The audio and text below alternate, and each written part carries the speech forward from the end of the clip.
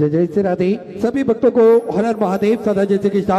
श्री शिवाय नमस्तुभ्यम। पूज्य गुरुदेव का आगमन हो चुका है। गुरुदेव व्यासपीठ पर मंचासीन हो चुके हैं। आप सबकी तरफ से व्यासपीठ को नमन करते हुए हम सबके प्रिय, हम सबके लाडले ठाकुर कल्लू जी महाराज के चरणों में नमन करते हुए परम सत्य परम आदरणीय विश्व विख्यात पूज्य गुरुदेव के पावन चरणों को नमन करते हुए और आप सभी शिव भक्तों के चरणों में नमन करते हुए सुंदर आज कथा के हम सभी विराम दिवस में प्रवेश करेंगे।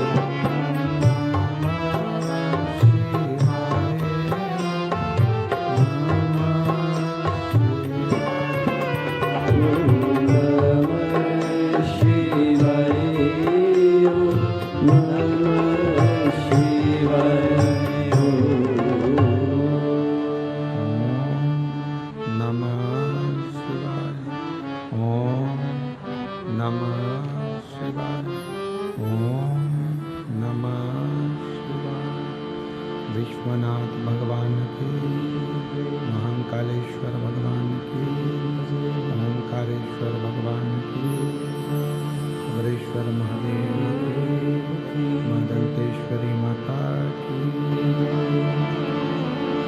हर हर महादेव, हर हर महादेव, हर हर महादेव। भगवान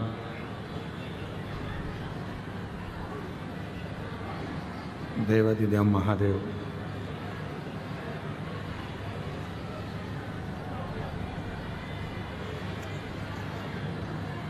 भगवान शिव जिनकी पुनीत पावन पवित्र शिव महापुराण की कथा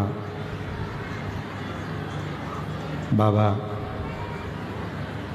देवादिदेव महादेव की कृपा से, करुणा से, उनकी उदारता से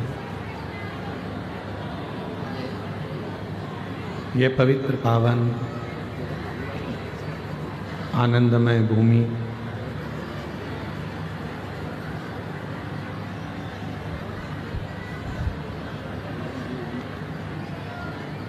दंतेवाड़ा। एलईडियाँ नहीं चल रही हैं क्या? एलईडियाँ नहीं चल रही हैं। दंतेवाड़ा माँ दंतेश्वरी की पवित्र धरा, भगवान शिव की अविरल आनंदमय शिव कथा दंतेवाड़ा की यह पवित्र भूमि गिदम में भगवान शिव की कृपा से 7 दिवसीय शिव महापुराण की कथा चल रही है, जो आज विराम लेने जा रही है।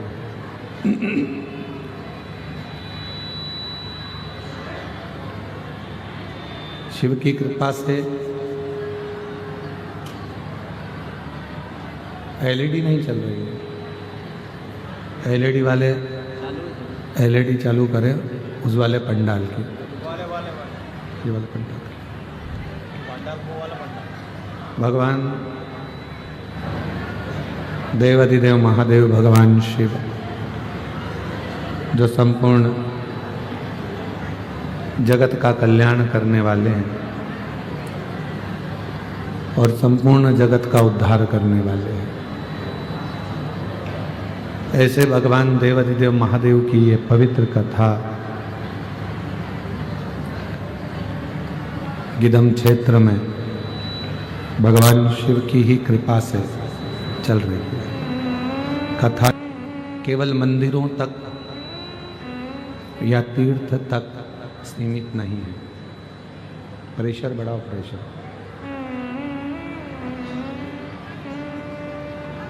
केवल मंदिर या तीर्थ तक शिव नहीं है। भगवान देवादिदेव महादेव तो संपूर्ण विश्व में जितने जीव बसते हैं और जितने संसार सागर में, चाहे मनुष्य हो, पशु हो, पक्षी हो, जो रहते हैं,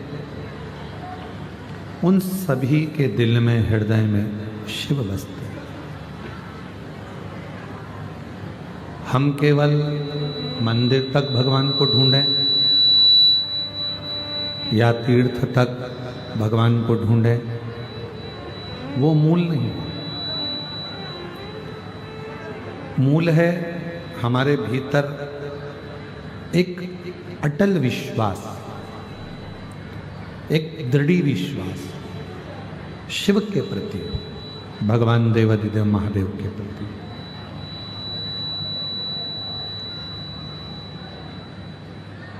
ये आदिवासी वनवासी क्षेत्र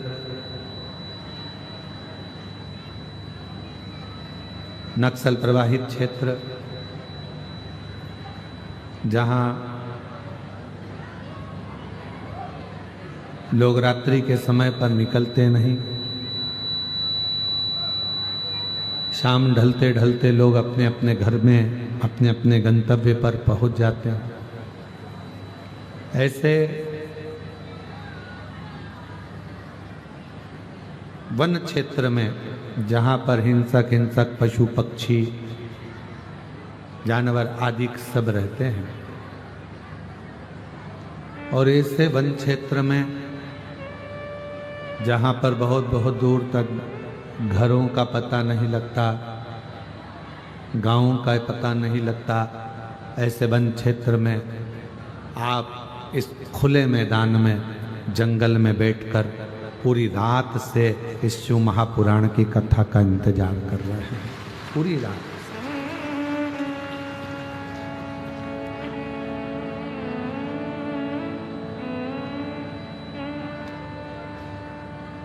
पूरी रात्रि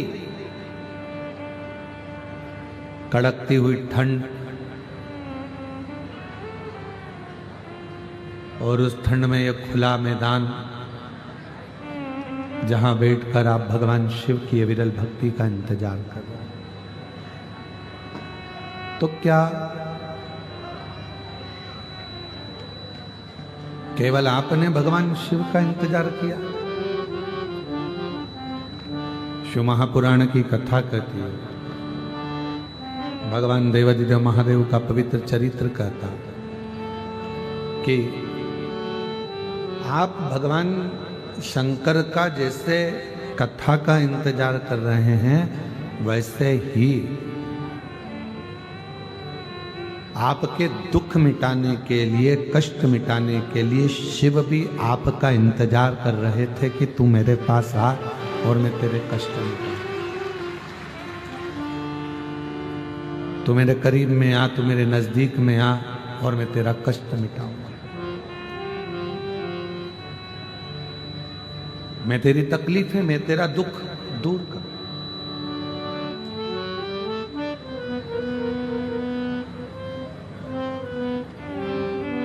हम कहते हैं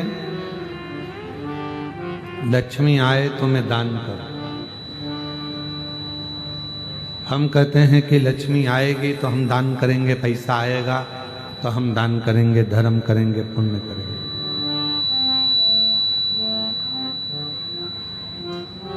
आप और हम कहते हैं कि लक्ष्मी आए तो हम दान करें, और लक्ष्मी कहती है कि तुम दान करो तो मैं आऊं। दोनों एक दूसरे का इंतजार करते हैं।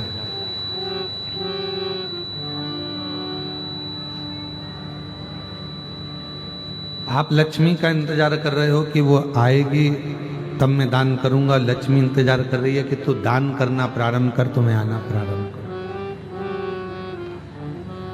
दोनों इंतजार कर। अब जैसे लक्ष्मी कहती है कि तू दान कर और आप कहते हो कि आए तो दान करो, उसी तरह शिव महापुराण भी कथा कहती है।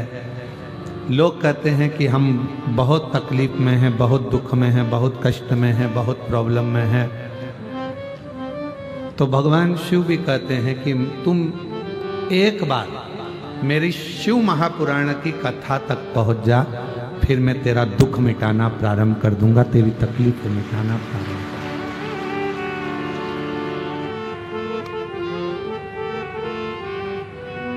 जब हम परमात्मा तक नहीं पहुंचेंगे,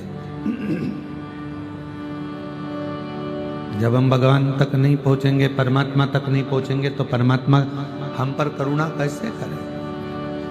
सूर्य अपनी किरणों को दे रहा है,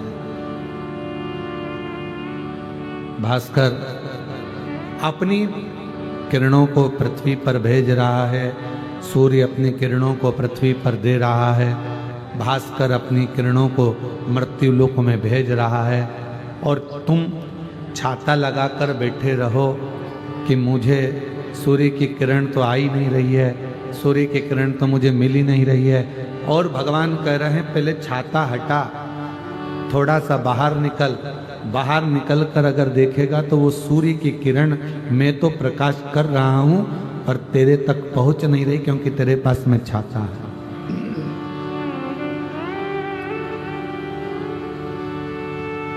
वो सूर्य की किरण आपके पास आ सकती है अगर आप ये अहंकार के छाते को थोड़ा दूर करो। सूर्य की किरण आ सकती है यदि आप अपने भीतर के संशय के छाते को, जो हमारे भीतर अविश्वास है, हमारे भीतर जब विश्वास नहीं होता तो वह अविश्वास अंदर प्रकट होता चलेगा।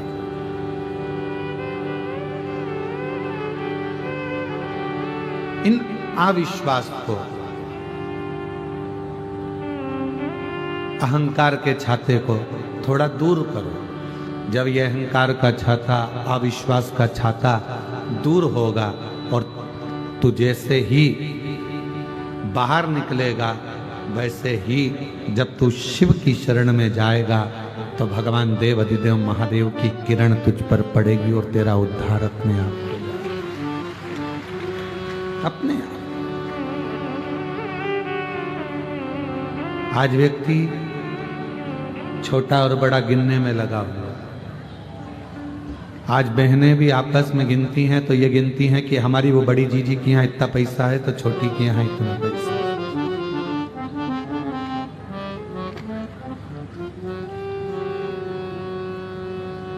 आज बड़ा और छोटा गिनने में दुनिया लगी है। परशु महापुराण की कथा में भी वर्णन आया, ब्रह्मा जी ने भगवान शिव को बहुत छोटा गिना था।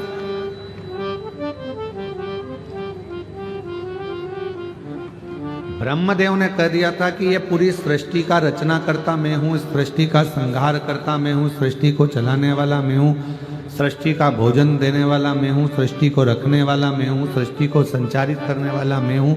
ये ब्रह्मा जी ने भगवान विष्णु के सामने, भगवान नारायण के सामने शिव जी को बहुत छोटा बता दिया, बहुत।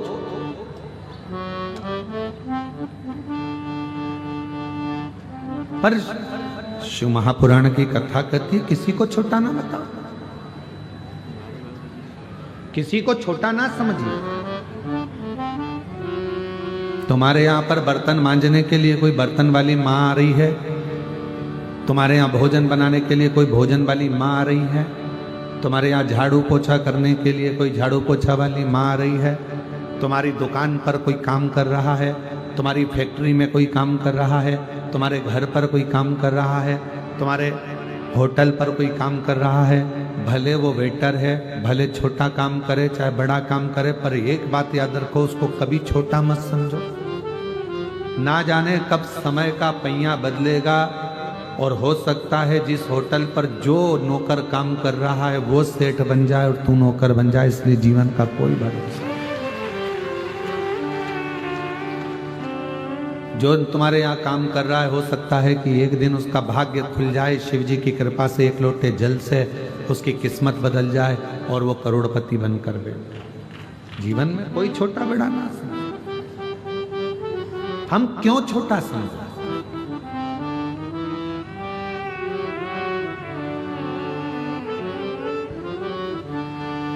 कई लोग कह देते हैं कि हम वनवासी हैं, हम आदिवासी हैं, हम हिंदू नहीं हैं। ये आपस में बहुत खींचातानी चलती है। कोई कहता है हम वनवासी हैं, हम आदिवासी हैं, हम हिंदू नहीं हैं। हम उनसे कहना चाहेंगे ये आपके अंदर जो भ्रम उत्पन्न किया जा रहा है, आपको सनातन से दूर करने के लिए, आपको हिंदू धर्म से दूर करने के लिए ये चाल चली जा रही है। लोभ देकर बड़े बड़े लोग तुम्हें भड़काने का कार्य कर रहे हैं और ये कह रहे हैं कि तुम हिंदू नहीं।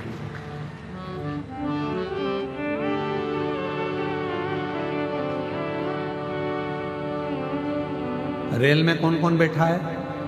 हाथ उठाओ जरा। ट्रेन में जो बैठा है, ठीक है। बस में कौन कौन बैठा है? चलिए रखो।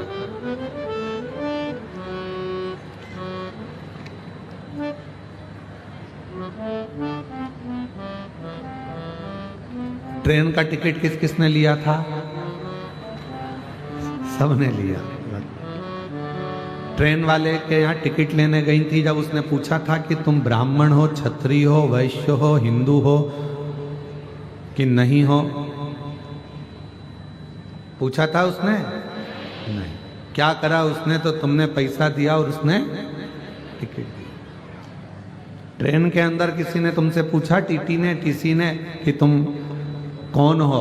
आदिवासी हो, वनवासी हो, हिंदू हो, क्या हो? तुम बताया तुमने उसको? कुछ कोई नहीं पूछा। ये भ्रम हमने उत्पन्न करा। उस टीसी को मालूम है कि ये इंसान है, मानव है, मनु की संतान है, और जिन मनु ने ब्रह्मा जी के द्वारा प्रकट हुए हैं, उन ब्रह्मा जी के पुत्र मनु हैं, और मनु के पुत्र संसार में जितने मनुष्य हैं ये सब मनु की औलाद हैं, इसलिए मनुष्य कहलाते हैं।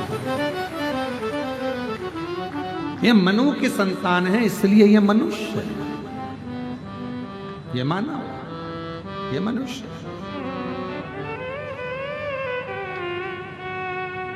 अब जब आप और हम सब मनुष्य हैं, मानव हैं, मनु की संतान है, तो फिर हमारे भीतर ऐसा भाव क्यों उत्पन्न करना कि ये हम हिंदू नहीं हैं, हम आदिवासी, हम वनवासी? ना ना ना। इस संसार सागर में अगर आपने जन्म लिया है, संसार सागर में आप जन्मे हैं, तो आप मनु की संतान हैं, आप मनुष्य हैं, आप मानव हैं। अब उसमें कोई आपको संशय उत्पन्न करा दे, कोई आपसे कह दे कि नहीं आप हिंदू ही नहीं हो, तो ये समझ लेना कि तुम्हारा फायदा उठाना चाहते हैं, और कहीं ना कहीं किसी न किसी रूप में तुमसे लाभ उठाकर एक दिन तुमको ही लात मारकर गिरा देंगे, और एक दिन खुद सत्ता में आकर बैठ जाएंगे और तुमको नीचे पटक देंगे। ये दुनिया की रीत है।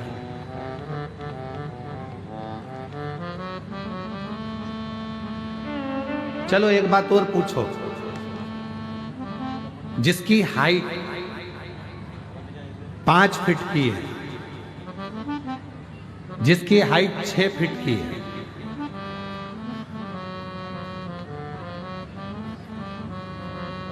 और जिसकी हाइट 3.5 फीट 4 फीट की है, कोई बहुत छोटा है, उम्र हो गई उसकी 32 साल, पर हाइट छोटी रह गई। ट्रेन का टिकट आधा लगेगा क्या उसका? अरे बोलो तो जम के नहीं। कोई बोना है, छोटा है, टिकट तो उतना की उतना ही लगेगा।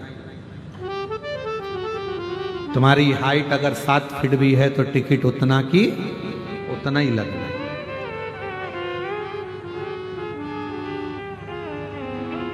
टिकट का पैसा कम नहीं हो जाता तुम्हारे बोने होने से, तुम्हारे छोटे होने से, तुम्हारे बड़े होने से टिकट का पैसा ज्यादा नहीं हो जाता। टिकट का पैसा उतना ही लगता है, चाहे तुम छोटे हो चाहे तुम बड़े हो। उसी तरह हमारे भीतर की ये बुद्धि है कि ये छोटा है वो बड़ा है, ये नौकर है वो सेठ है, ये हमारी बुद्धि है। पर उस परमात्मा के सामने तो कोई छोटा भी है और बड़ा भी है, उसके लिए सब बराबर हैं, सब सम हैं। वो नहीं देखता कि ये छोटा है कि बड़ा, उसको ये छोटा बड़ा नहीं देखता। संपूर्ण ब्रह्मांड में जितने मानव हैं, छोटे से छोटा हो, आदिवासी हो, वनवासी हो, कोई सेठ हो, कोई गरीब हो, कोई अमीर हो, कोई ब्राह्मण हो, कोई वैश्य हो, कोई क्षत्रिय हो, कोई शूद्र हो, कोई भी हो, वो है उसकी औलाद, है उसकी संतान। दुनिया के लोगों ने फायदा उठाने के लिए आप लोगों में ये भेद कर दिया कि तुम हिंदू नहीं हो तो तुम हिंदू हो, तो तुम ये नहीं हो तो तुम वो है। तो हम सब उसकी औलाद, आप और हम है तो संतान उसी की। और हम तेरी संतान, सब पर दया करो, दया करो भगवान सब पर दया करो। छोटा है वो भी भगवान का है, बड़ा है वो भी भगवान का है, बच्चा है वो भी भगवान का है, बड़ा है वो भी भगवान का, गरीब है वो भी मेरे भगवान शिव का है, और बहुत बड़ा करोड़पति है वो भी मेरे भगवान शिव का है। उसमें भेद है, भेद हमने कर दिया।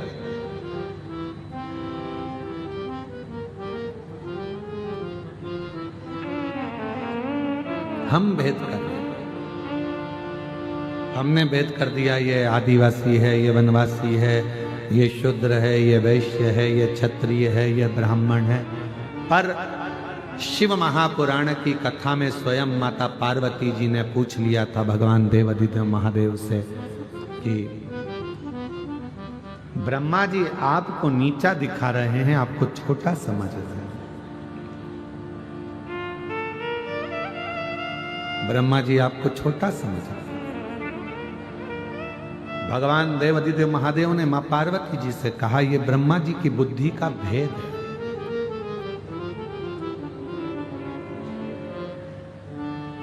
ये ब्रह्मा जी की बुद्धि का भेद है। जो ब्रह्मा मुझको छोटा समझ रहे हैं, स्वयं को श्रेष्ठ समझ रहे हैं, उसको ज्यादा बता रहे हैं, उसको कम बता रहे हैं।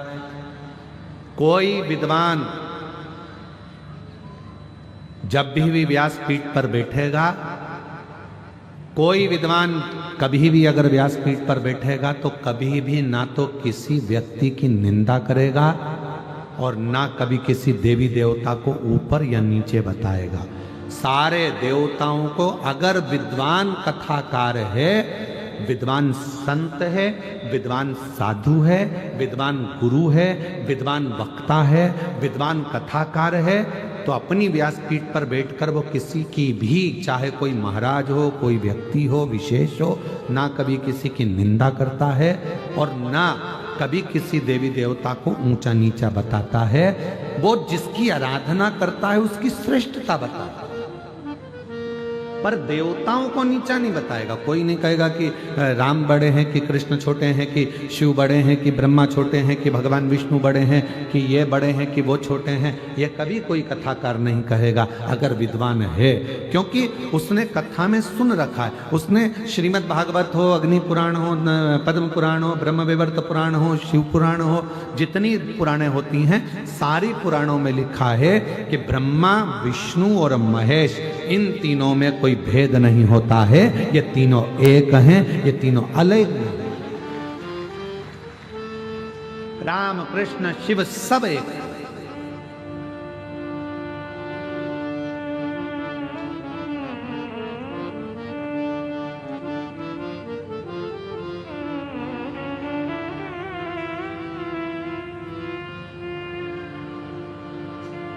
एक छोटा सा बच्चा एक दूसरे बच्चे को गाली दे रहा है। दूसरे बच्चे को गाली दे रहा है और बहुत गंदी सी गाली कोई उच्चारण कर कर उसकी माता जी को दे रहा है। सुना, रुके, बच्चे को बुलाया गाड़ी के पास में कि आपने उस बच्चे को माता की गाली दी, एक बात बताओ, उसकी माता में और तुम्हारी माता में कोई अंतर होता है क्या? उसकी माता ने उसको जन्म दिया और तुम्हारी माता ने तुमको जन्म दिया। जब हम किसी दूसरे व्यक्ति को उसकी माता का नाम लेकर गाली देते हैं तो गाली उसको नहीं लगती, हमारी खुद की माता को गाली लगती है। इसलिए गाली देने से पहले सोचो।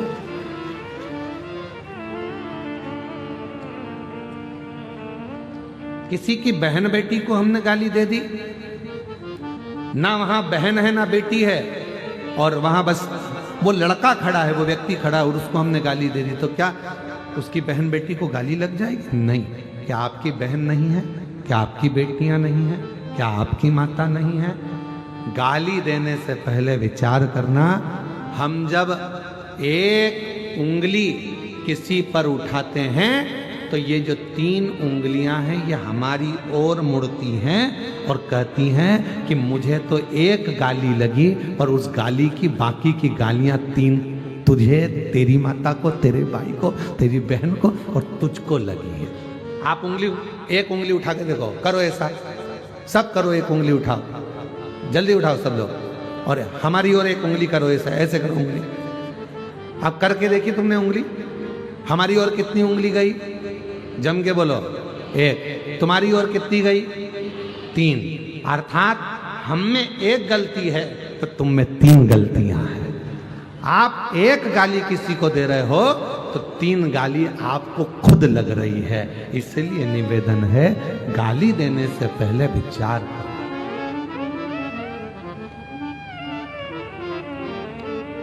उठाया और किसी को माता की गाली दे दी, कोई को बहन बेटियों की गाली दे दी। वो गाली उसको ध्यान रखिएगा कि खुद को लग रही है, स्वयं को। माता में कोई भेद नहीं। माता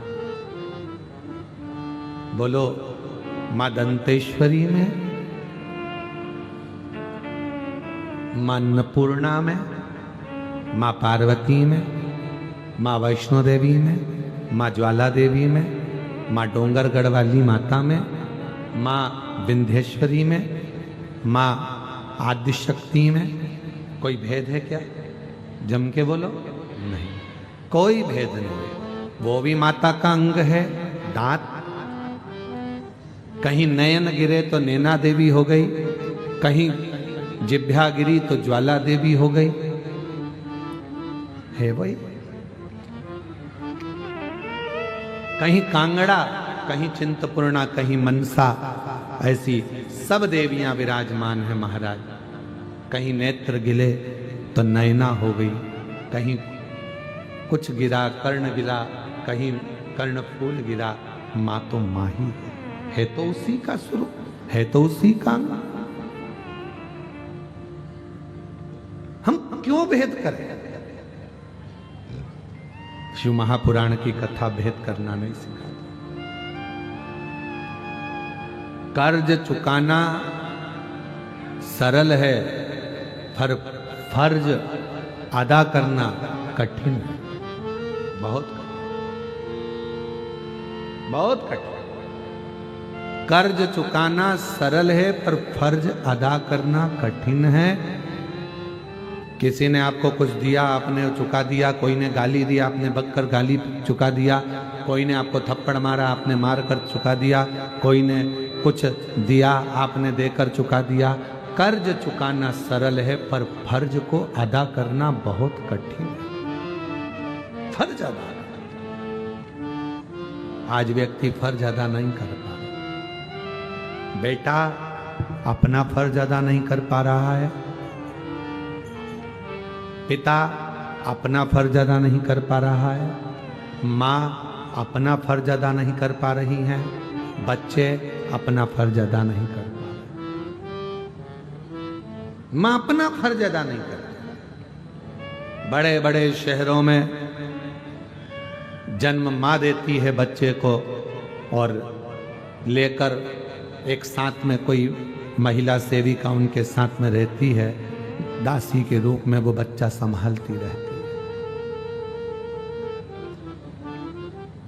शहरों में एक नई चीज आ गई, अपने बच्चे को दूसरी कोई एक पैसे से महीने से तनख्वाह में 50,000 रुपए, 30,000, 10,000, 20,000 रुपए में कोई एक माता को रख लिया जाता है जो आपके बच्चे को संभालती है। कितना आश्चर्य है, तुम्हारे बच्चे को नौकरानी संभाल रही है और कुत्ते के बच्चे को तुम संभाल रहे हो।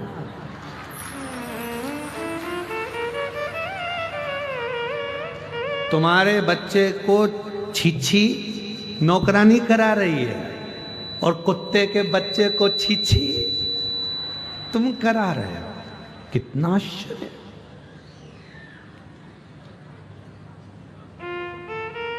तुम्हारे बच्चे को भोजन नौकरानी करा रही है और कुत्ते के बच्चे को पप्पी पप्पी पप्पी, और उसको भोजन तुम करा रहे हो।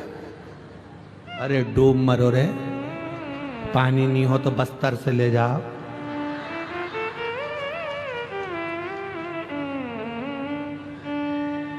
तुम्हारे बच्चे को नौकरानी नहला रही है और तुम कुत्ते को शावर में टॉमी टॉमी पमी टॉमी, कुत्ते का बच्चा।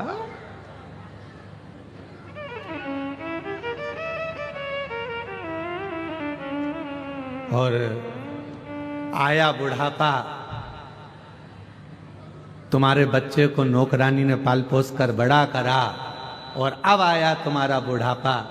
अब तुम्हें तुम्हारे बच्चों की जरूरत पड़ी कि हमारा बच्चा हमारा बुढ़ापा सुधारेगा, हमारा बच्चा हमारा बुढ़ापा संभालेगा। तो बच्चे भी कह देते हैं हमारा बचपन तुमने नहीं संभाला तो हम तुम्हारा बुढ़ापा क्या खाक संभालेंगे। हमारे बचपन को तुमने संवारा,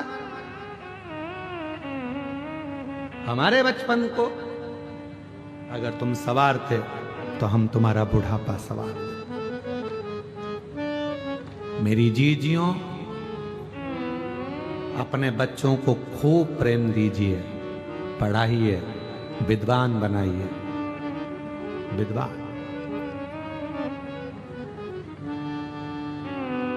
कल एक जज महोदय मिलने के लिए आए थे तो बता रहे थे कि गुरुदेव, मेरे पिताजी जब 15 वर्ष का था मैं तब वो शांत हो गए, और मेरी माँ ने, जो पढ़ी लिखी नहीं है, हम वनवासी हैं, आदिवासी हैं, और मेरी माँ पढ़ी लिखी नहीं है। माँ भी आई थी उनके साथ, मेरी माँ पढ़ी लिखी नहीं है। मैं 15 साल का था जब पिताजी चले गए, माँ पढ़ी लिखी नहीं है, छोटा सा मकान हमारा, हम धमतरी के पास के रहने वाले हैं, हमारे पास में कुछ भी नहीं था, ना हमारी जमीन थी, ना हमारे पास में गाय भैंस थी। मेरी माँ दूसरे के यहाँ जाकर धान काटती थी, धान की बुआई करती थी। मैं जब अपनी माँ को देखता था कि धान काट रही है मेरी माँ, बुआई कर रही है मेरी माँ, पानी में खड़ी हुई है मेरी माँ, पिताजी नहीं है, हमारा पेट भर रही है मेरी माँ। और मेरी माँ मुझे सरकारी स्कूल में दाखिला जो दिलाई थी, उसमें मैं जो पढ़ रहा था, लोग कहते हैं प्राइवेट स्कूल में पढ़ोगे तो अच्छी नौकरी मिलेगी। वो जज महोदय कह रहे थे मेरी माँ के पास पैसा नहीं था कि वो सरकारी स्कूल को छोड़कर प्राइवेट में पढ़ाए। मेरी माँ ने जिस सरकारी स्कूल में एडमिशन कराया था, उसी स्कूल की ड्रेस पहनता था, उसी स्कूल की किताब लेता था, उसी स्कूल में पढ़ता था, और पढ़ते पढ़ते मन में एक संकल्प बना लिया कि कुछ करना है। बीच में मैं डामाडोल हुआ, लगा मुझे कि अब मैं कुछ कर नहीं पाऊंगा, मेरी मम्मी को मैं अपना चेहरा नहीं दिखा पाऊंगा, क्योंकि अब मेरी संगत कुछ गड़बड़ हो रही है। तो आपकी कथा धमतरी में श्रवण करने को चला गया, दौड़कर कथा सुनी, बल मिला, और ऐसा बल मिला, फिर पढ़ाई में मन लगाना प्रारंभ किया, और आज बाबा की कृपा से मैं जज बनकर बैठ गया। ये शिव की कृपा, ये शंकर।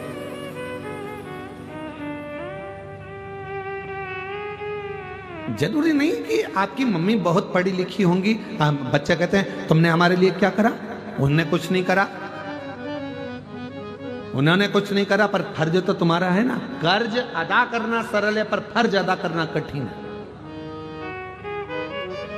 धर्म पत्नी का फर्ज है अपने पति का आदर करना, धर्म पत्नी का फर्ज है पति को प्रणाम करना, धर्म पत्नी का फर्ज है पति के माता पिता को भी नमन करना, धर्म पत्नी का फर्ज है पति का सत्कार करना, उसकी बातों को काटना नहीं। और पति का फर्ज है उसके माँ बाप का आदर करना, पति का फर्ज है उसको भी सम्मान देना, चार लोगों में कभी अपशब्द ना कहना, ये पति का भी फर्ज। कौन फर्ज अदा कर रहा है? कर्ज अदा करना सरल है, पर फर्ज निभाना कठिन हो गया।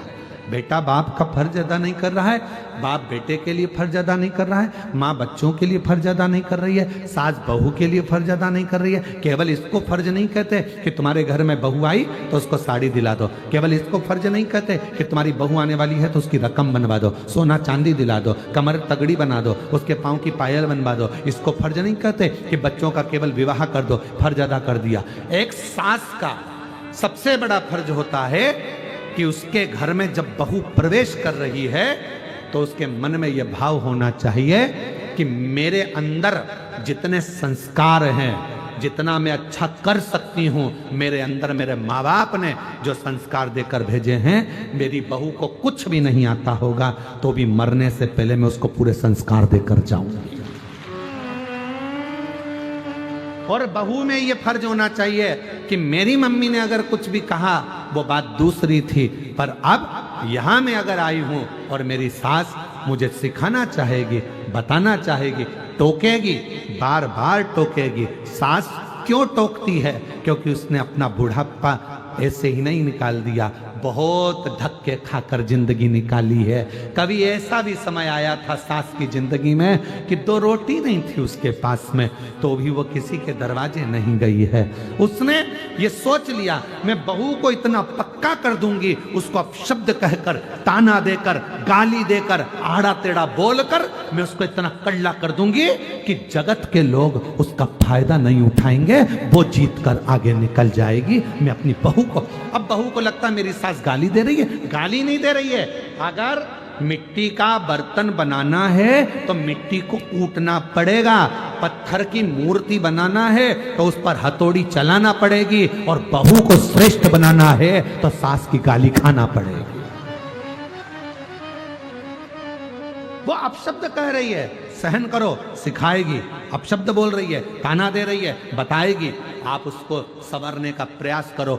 जो पत्थर मूर्ति बनाते समय चोट सहन नहीं करता, वो जमीन पर लगता है, तुम्हारे घर के ओटले पर रखता है, तुम्हारे घर के फर्श में लगता है। और जो मार्बल पीटा जाता है और जो तराशते समय टूटता नहीं है, वो मंदिर में पूजन करता है, उस पत्थर की पूजन होती है, मूर्ति बनती है। पत्थर वही है, एक ही खदान का निकला जो तुम्हारे घर में लगा, एक ही खदान का निकला जो मंदिर में पूजा रहा है। पत्थर एक ही है, बस चोट सहन कर ली तो मंदिर में पूजा गया, और जो चोट सहन नहीं कर पाया वो जमीन में थूक, पान, लात सब खा रहा। फर्ज अदा करिए। कर्ज चुकाना सरल है पर फर्ज निभाना कठिन है। आज भाई से भाई का फर्ज नहीं निभ रहा।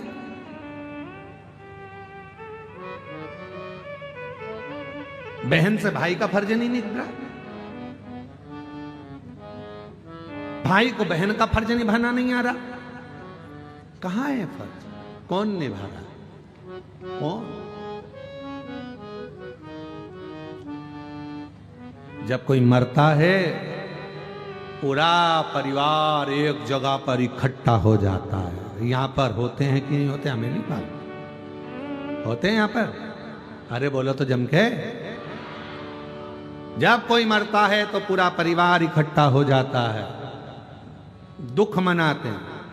बेचारा मर गया, बहुत अच्छा था, चले गए, और अब उसको कंधे पर उठा कर ले जाते। क्या कहते?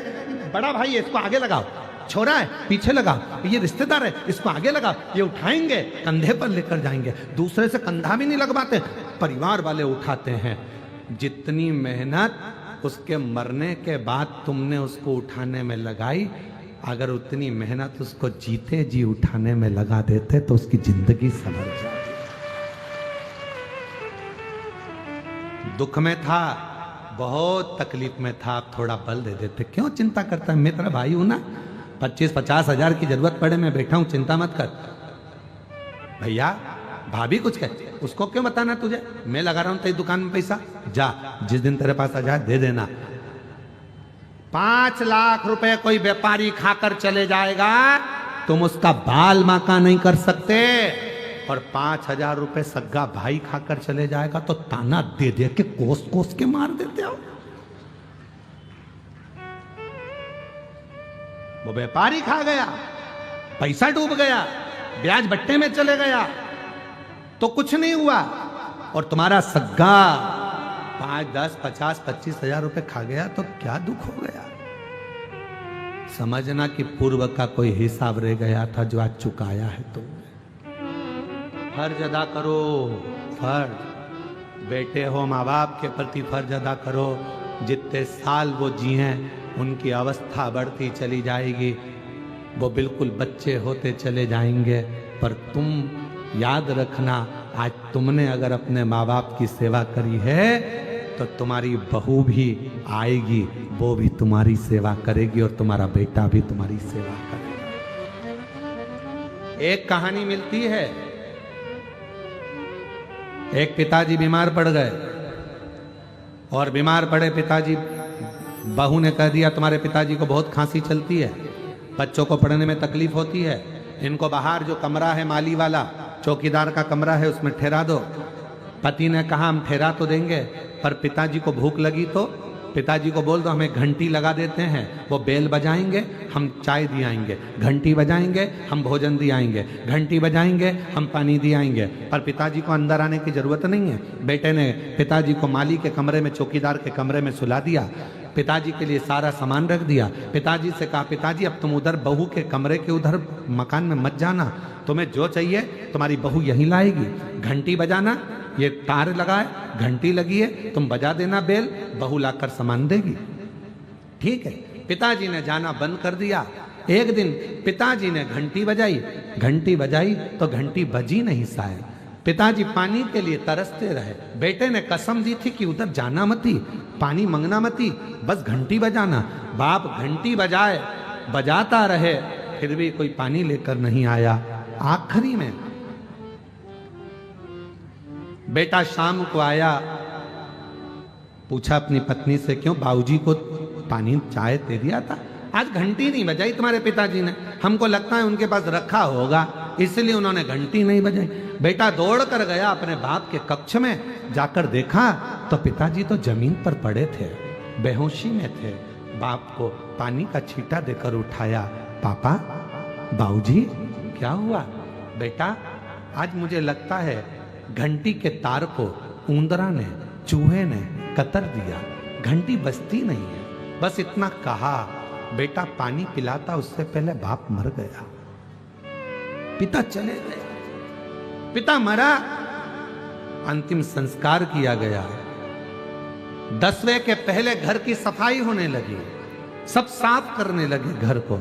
घर में 2 छोटे बच्चे थे जिनकी उम्र थी 8 साल और 12 साल। दोनों बच्चों ने, मां सफाई कर रही थी, पिता सफाई कर रहे थे घर की, और छोटे छोटे बच्चों ने, एक ने घंटी को जेब में रख लिया, एक ने घंटी के तार को अपनी जेब में रख लिया। इतने में मां ने चिल्ला कर पूछा, क्या कर रहे हो? ये घंटियां जेब में क्यों रख रहे हो? बच्चे कहते हैं, मां जैसे आपने दादाजी के लिए घंटी लगाई थी वैसे आपकी बहू आपके लिए लगाएगी, उसकी तैयारी कर कर रख रहे हैं। हम उसकी तैयारी कर रहे हैं, जैसा कर्म करोगे वैसा भोगना पड़ेगा। आप सेवा करो, आपकी औलाद आपकी सेवा करेगी। धन काम नहीं आएगा, सेवा काम आएगी। कई लोग ऐसे हैं जिनके पास करोड़ों का धन है, हॉस्पिटल में जाकर, कैंसर हॉस्पिटल में एक बार जाकर देखना कि कैंसर हॉस्पिटल में पैसे ले लेकर खड़े हैं अटैची में, डॉक्टर साहब मेरी पत्नी को अच्छा कर दो, मेरे पति को अच्छा कर दो, मेरे बेटे को अच्छा कर दो, मेरे बाप को अच्छा कर दो, मेरी बहन को अच्छा कर दो। धन काम नहीं आएगा, काम क्या आएगा? जो तुमने पुण्य करा। पैसा तो अटैची में भरा कि भरा रह जाएगा और पुण्य काम आ जाएगा। पुण्य केवल अच्छा कर्म कर चलो। ये मानव की देह फिर नहीं मिलना है, जो मिली है इसको संभालने का प्रयास करो। हम आपसे ये नहीं कहेंगे कि आप कहीं तीर्थ में जाकर बैठ जाओ, हम आपसे इतना कहेंगे अपने दिल को तीर्थ बना लो, अपने मन को तीर्थ बना लो, अपने आप को तीर्थ बना लो। जब तुम्हारा कोई दर्शन करे तो तुम्हें देखते से ही याद आ जाए कि इसको देखने पर शिव की याद आती है। लोग कहें कौन आया है तो कहने, अरे वो शंकर की भक्त आई है, भजन अच्छा गाती है, स्मरण अच्छा करती है, शिव जी के मंदिर में रोज पानी चढ़ाने जाती है, शंकर जी के मंदिर में रोज झाड़ू लगाती है, शिव जी के मंदिर में भजन करती है। तुम्हारी पहचान ये नहीं होना चाहिए कि ये उनकी बहू है, होटल में डांस करती है, ये उनका बेटा है जो दिन भर पी के पड़ा रहता है। पहचान इससे नहीं होती, पहचान होती है सनातन धर्म में। ये उसकी बहू है जो मंदिर में पोछा लगा देती है, झाड़ू लगा देती है, भजन करती है। ये उनकी बहू है। जब हमारे गिदम में शिव महापुराण की कथा हो रही थी तो बेटियां जैकेट पहनकर, बिल्ला टांग कर सेवा में 24 घंटे लगी हुई थी। ये वो बेटियां, ये वो बेटे हैं जो घर नहीं गए, 7 दिन तक सेवा में लगे रहे। कोई रात को सेवा कर रहा था, कोई दिन में सेवा कर रहा था। अपना एक बेच पहनकर, एक जैकेट पहनकर वो अपनी सेवा में लगे रहे, भोजन करा रहे थे, पानी पिला रहे थे। वो आदिवासी, वो वनवासी, वो क्षेत्र की मेरी बहनें, मेरी बेटियां पत्तल बनाने में लगी हुई थी, वो भोजन कराने में लगी हुई थी। उन्होंने घर नहीं देखा, उनको लगा हमारे गिदम में कथा है, कथा कराने वाला कोई भी हो, पर ये गिदम की कथा है, ये किसी एक व्यक्ति की नहीं, हमारे वनवासी आदिवासी क्षेत्र में आज हमारा भोले बाबा आया है, हमारा शिव आया है, उसकी कथा चल रही है, उसकी कथा चल रही है। उसको पहचानो। ये कथा पहचान कराने के लिए आई है। बासुर जैसे क्षेत्र में, बारसूर के अंतर्गत शिवालयों की पहचान कराने के लिए कथा आई है कि पूरा सनातन धर्म, पूरा सनातनी, पूरा विश्व इन मंदिरों को देखे, इन मंदिरों को जाने कि यह है क्या। उनको पहचाने कि यह है क्या। हम फर्ज अदा नहीं कर पा रहे, हम फर्ज नहीं निभा पा रहे। गुरु शिष्य के प्रति फर्ज अदा नहीं कर रहा है, शिष्य गुरु के प्रति फर्ज अदा नहीं कर रहा है। एक गुरु को भी चाहिए कि शिष्य को सतमार्ग बताए। गुरु को लगने लगता है कि शिष्य को बहुत बड़ा घात होने वाला है, शिष्य बहुत नीचे जाने वाला है, तो गुरु अपने शिष्य को एक क्षण में उपदेश गीता जैसा दे देता है, उसको बचाने का प्रयास करता है। जाग जाओ अर्जुन जैसे, वरना मरना तो है ही, शांत तो होना ही, नष्ट सब कुछ होना ही। समझ जा। गुरु एक शब्द में समझाएगा कि तेरा ये क्षण बेकार हो रहा है, ये पल बेकार हो रहा है, इसको समझ लिया। गुरु समझाएगा, आगे फिर मर्जी आपकी। शिष्य का फर्ज है वो गुरु के चरणारविंद का स्मरण करे। गुरु के पास धन वैभव सत्ता धन दौलत संपदा के लिए नहीं, गुरु की एक दृष्टि पड़ जाए जिससे मेरी पूरी जिंदगी सवर जाए। गुरु थोड़ा सा वैभव देवी देगा तो वो थोड़े दिन चलेगा, पर गुरु की दृष्टि पड़ जाएगी तो पूरी जिंदगी चकाचक निकल जाएगी, आनंद में निकल जाएगी, वैभव में निकल। फर्ज अदा नहीं कर, कर्ज तो कोई भी नहीं मानता। कर्ज अदा करना है, पैसा दे दो, कर्ज चुक जाएगा। कर्ज अदा करना सरल है, पर फर्ज निभाना कठिन है। फर्ज तो केवल भगवान देव अधिदेव महादेव माता पार्वती से कहते हैं। पार्वती ब्रह्मा जी कह रहे हैं कि ये बड़े वो छोटे।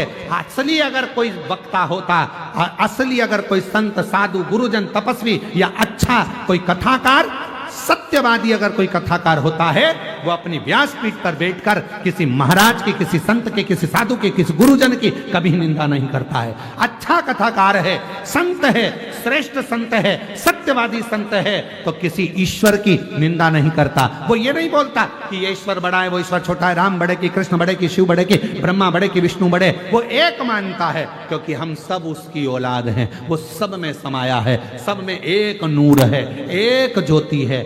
आटा एक ही है, चाहे तुम पराठे बना लो, चाहे तुम पूड़ी बना लो, चाहे तुम रोटी बना लो, चाहे तुम बाटी बना लो, आटा एक ही है।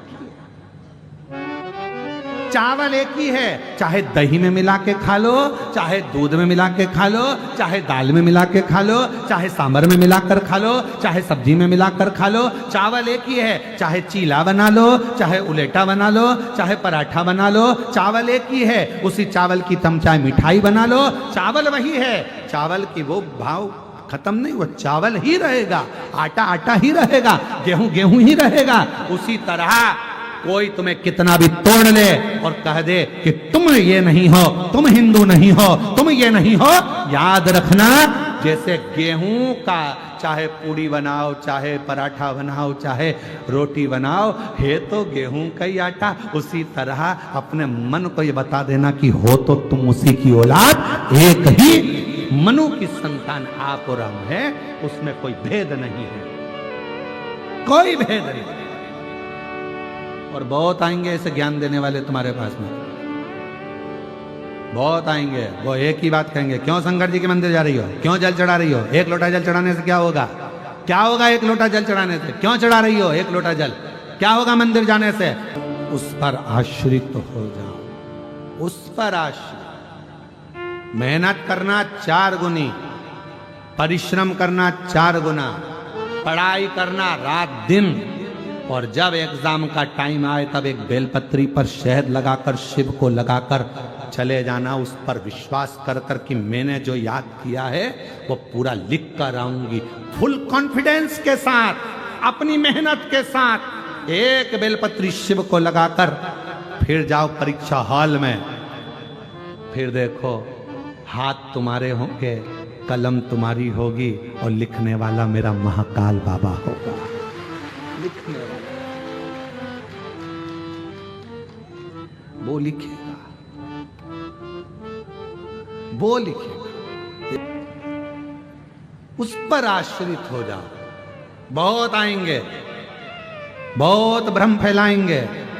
मंदिर मत जाओ, शिव के मंदिर मत जाओ, एक लोटा जल मत चढ़ाओ, शंकर पे चढ़ा हुआ जल मत पियो, लोग कहेंगे। बेलपत्र मत खाओ, लोग कहेंगे। उनको कह देना एक बार गीता प्रेस गोरखपुर की शिव पुराण लाओ, तुम इतना ज्ञान दे रहे हो, खुद पढ़ो, मालूम पड़ेगा। उसमें लिखा है श्री शिवाय नमस्तुभ्यम बोलने वाले के मात्र मुख का दर्शन कर लो, सारे पाप नष्ट हो जाते हैं और हजारों वर्ष में यज्ञ का फल प्राप्त हो जाता है। शिव पुराण में लिखा है शंकर भगवान पर चढ़ाए हुए जल का आचमन करने से कायिक, वाचिक और मानसिक तीनों पाप समाप्त हो जाते हैं। शिव पुराण में लिखा है। शंकर भगवान का प्रसाद अगर हाथ में आ जाए तो 12 ज्योतिर्लिंग का फल उसी समय प्राप्त हो जाता है। शिव पुराण में लिखा। पर दुनिया के लोगों को विरोध कर,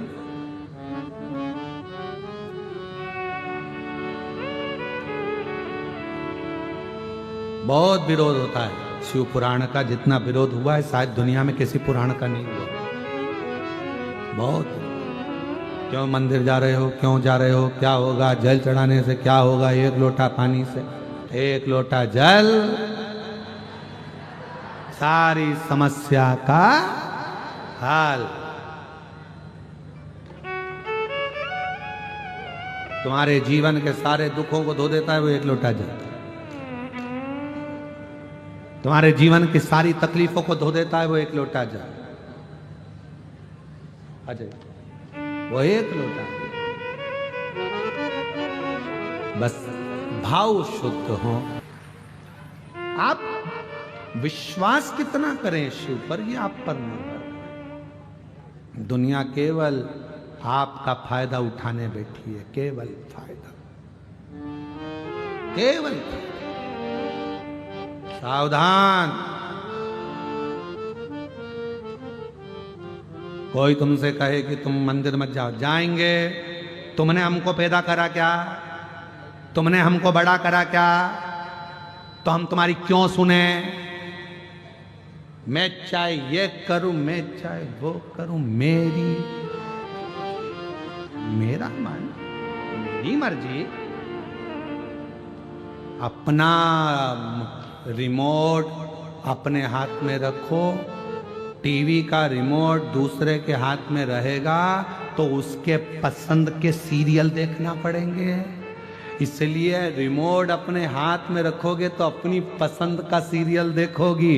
उसी तरह अपना रिमोट अपने हाथ में रखो, दूसरे के कहने पर नहीं चलना। उसने कह दिया मंदिर मत जाओ, मंदिर नहीं गए। उसने कह दिया कथा में मत जाओ, कथा में नहीं गए। उसने कह दिया ऐसा मत करो, वैसा कर लिया। अपना रिमोट अपने हाथ में रखो। मेरी मर्जी, मैं चाहे ये करूं, मैं चाहे वो करूं,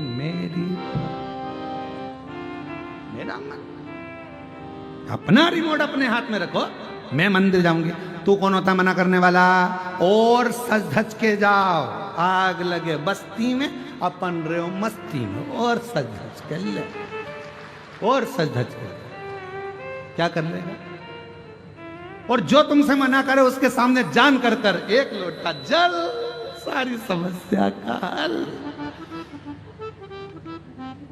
और ज्यादा आप शब्द बोले तो लोटा दिखा दो।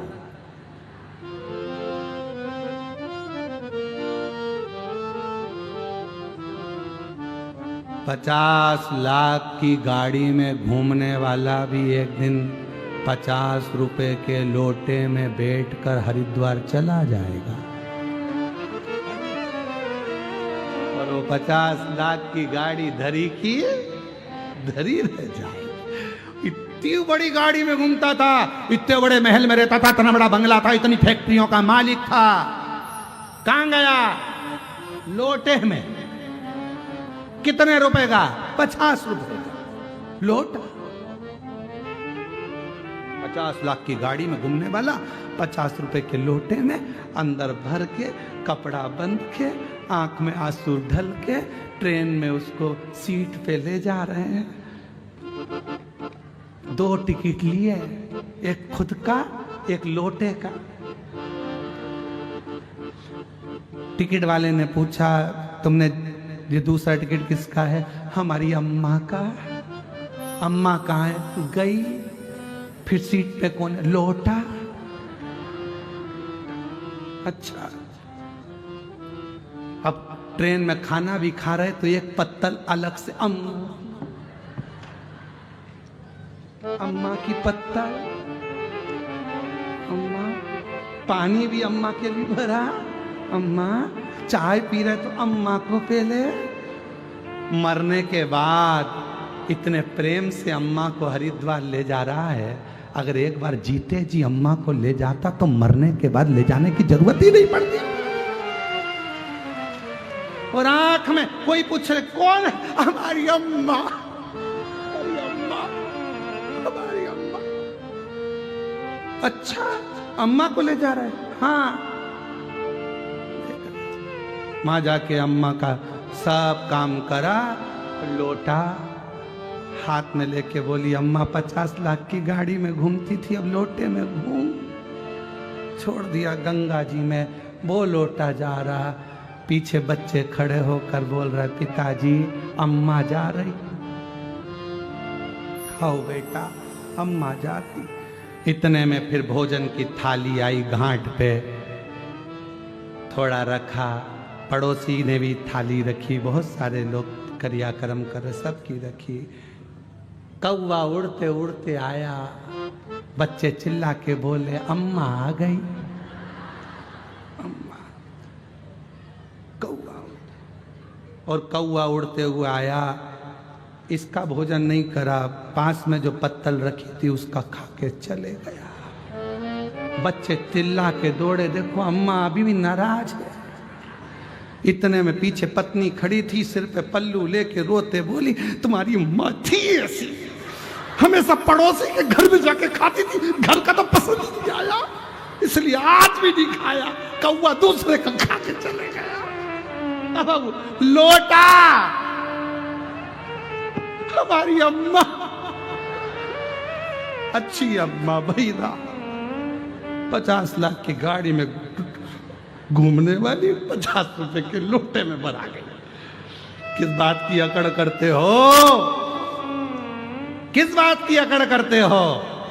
शान से जिंदगी जियो, सबको एक समझ कर चलो। याद रखना, लोटे को भूल मत जाना, एक लोटा जल हल चढ़ा लो, नहीं तो बाद में तो इसी में बैठ के जाना। जीवन इसको ना भूलो। लोटा बहुत काम करता है, बहुत, इसको ना भूला जाए। सारी समस्या का हल श्री शिवाय नमस्तुभ्यम, श्री शिवाय नमस्तुभ्यम। खूब सारे मिल रहे होंगे यहाँ पर, ले लो, दरवाजे पे जाके चिपका दो। हमारा घर शिव का घर है, हमारा परिवार शिव का परिवार है। दुख नहीं आएगा ये लगाने से। गाड़ी पर लिख दो श्री शिवाय नमस्तुभ्यम। ये घर मेरा, परिवार मेरा, सब शिव का, मेरा नहीं, मेरा है ही नहीं, सर्वस्व तेरा। और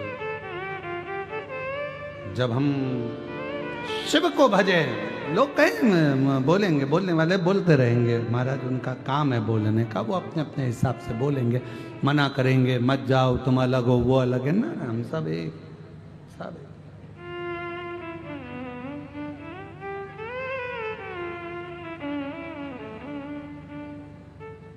करिए, विनय करिए, निवेदन करिए। ये कथा आज 13 तारीख को यहाँ विराम हो जाएगी।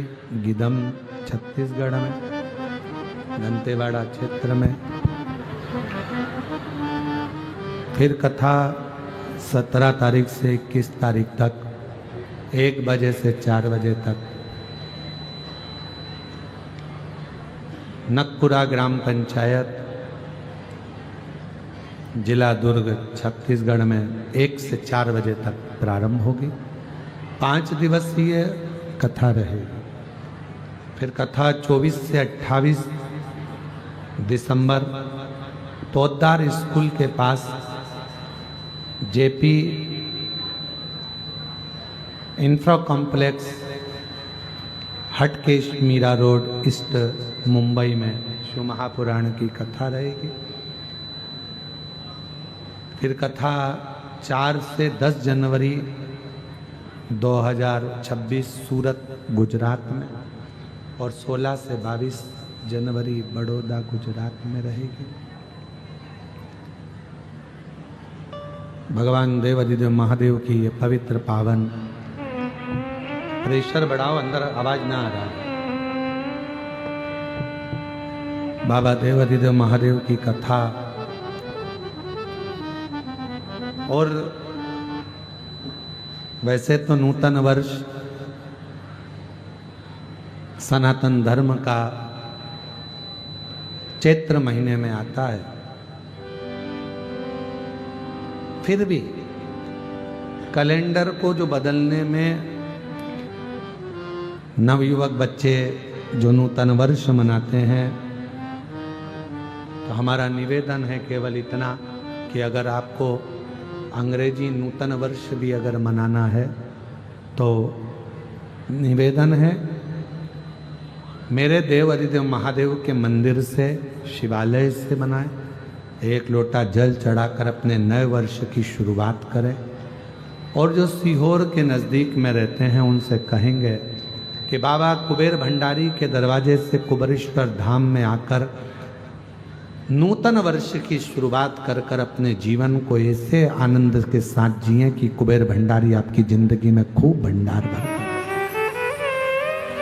खूब भंडार।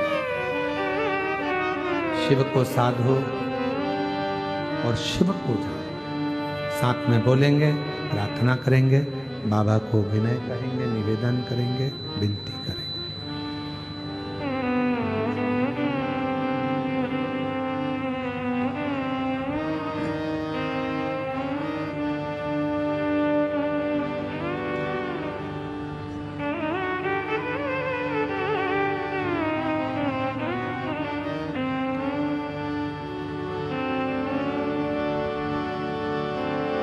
श्री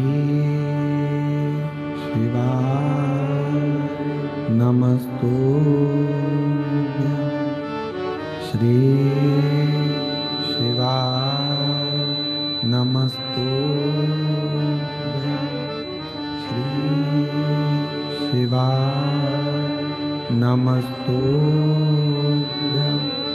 श्री शिवाय नमस्तुभ्यं, श्री शिवाय नमस्तुभ्यं। भोला सब दुख काटो, ओ भोला सब दुख काटो। शिव शंकर जपूं तेरी माला, भोले बाबा जपूं तेरी माला। भोला सब दुख काटो, ओ भोला सब दुख काटो। देश है मंगलकारी,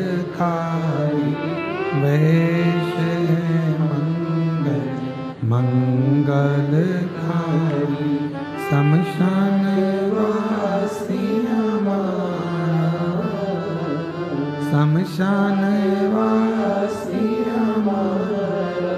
ओ भोला सब दुख काटो, ओ भोला सब दुख काटो। क्यों हमारा।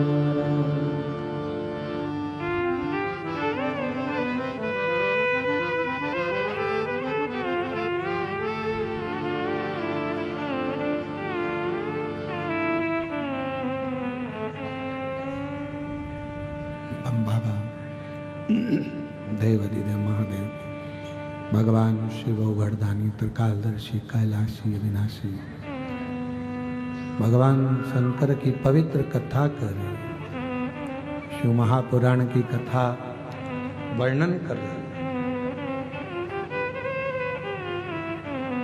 अपने जीवन को श्रेष्ठ जिए। तारकासुर के 3 बेटे थे, तारकाक्ष, विदुम्माली और कमलाक्ष के।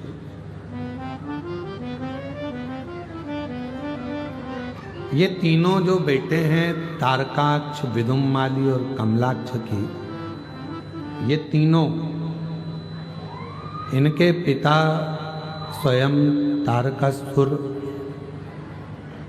और इनके पिता तारकासुर ने भी अपने बेटों को उपदेश दिया, बताया, समझाया कि शिव तुम्हारे द्रोही नहीं, भगवान शंकर तुम्हारे दुश्मन नहीं। शिव कभी द्रोही नहीं होते, शंकर कभी द्रोही नहीं होते, शंकर कभी दुश्मन नहीं। हमने कथा में पहले भी कहा था कि शिव का कोई दुश्मन नहीं, भगवान शंकर का कोई द्रोही नहीं। शिव के सब अपने। वो हमारे शैलेंद्र भैया एक लाइन अच्छी गुनगुनाते हैं, भूत प्रेत नित करे चाकरी सबका गुजारा। शंकर भगवान चाहे भूत हो, प्रेत हो, पशु हो, पक्षी हो, जानवर हो, जीव हो, जलचर हो, थलचर हो, वायुचर हो, सबको अपना बनाता। कोई दुश्मन नहीं है शिव, शंकर का कोई दुश्मन नहीं। इसलिए लोगों के शरीर आदिकादिक में कहीं देवी देवता आवे अपनी बात है दूसरी है, पर शंकर की कथा में कोई देवी देवता नहीं आता। शिव की कथा में, क्योंकि शिव शिव है, अड़भंगा है, ओघड़ रानी है शिव। भगवान शिव भूतों के भी देव हैं, और जब स्वयं देवता बैठे हों तो फिर कोई आने का काम ही नहीं है। जब स्वयं शिव विराजमान हो तो वहां क्या आएंगे। शंकर शंकर भूत प्रेत नित करे चाकरी सबका गुजारा। भूत प्रेत नित करे चाकरी सबका गुजारा। अजब है भोलानाथ ये दरबार तुम्हारा, दरबार तुम्हारा। और गजब है भोला भोलानाथ ये दरबार तुम्हारा, दरबार तुम्हारा। यहाँ स्वयं शिव विराजमान है, भगवान शंकर बैठे, कौन जाने। मेरे शंकर भगवान का कोई दुश्मन नहीं है, मेरे शिव का सब प्रेम, सब।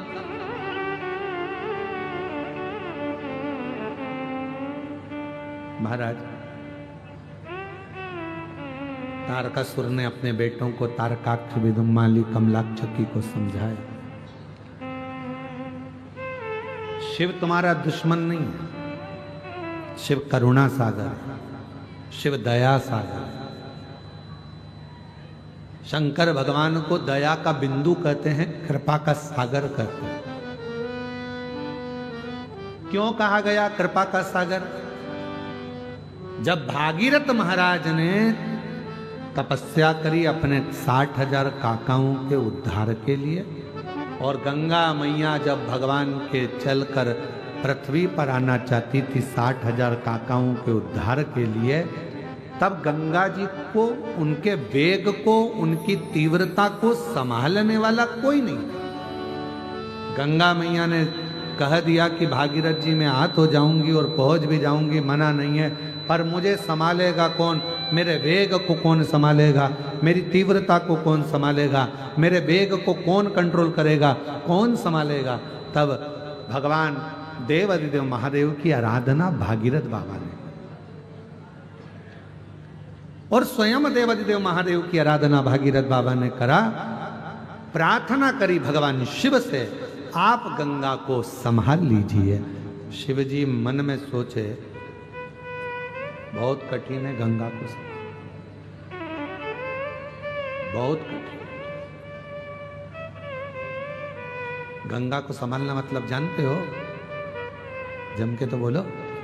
गंगा को संभालना बहुत कठिन है। शिवजी मन में सोचे कि इसको संभालना कितना कठिन है। गंगा को संभालना मतलब समझते हो?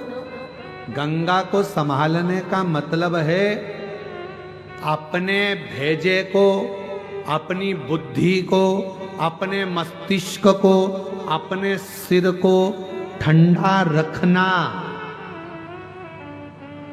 कितना कठिन है।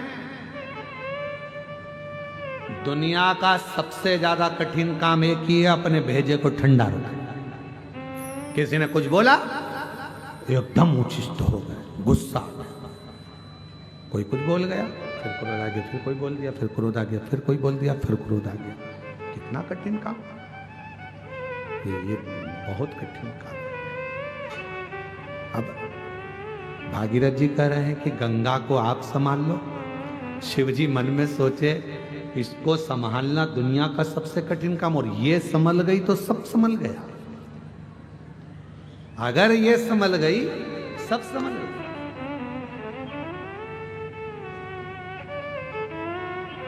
जिसकी दृष्टि में कोई कुछ बोले, आग लगे बस्ती में अपन रहो मस्ती में। कोई ने कुछ बोल दिया और अगर आप के चेहरे पर प्रसन्नता है ना, समझ लेना कि दुनिया के सबसे बड़े साधु और तपस्वी तुम ही हो, जो किसी बात का तुम्हें फर्क ही नहीं पड़ता।